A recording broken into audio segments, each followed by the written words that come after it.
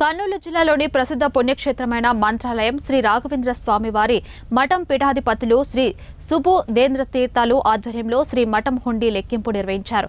29 రోజుల హుండీ లెక్కింపు ద్వారా వచ్చిన ఆదాయం 3 కోట్ల రూపాయల 23,44,480 ఆదాయం. ఇక బంగారం 156 గ్రాములు, వెండి 1 కేజీ 273 గ్రాములు వచ్చినట్లు మఠం మేనేజర్ ఎస్కే శ్రీనివాసరావు తెలిపారు.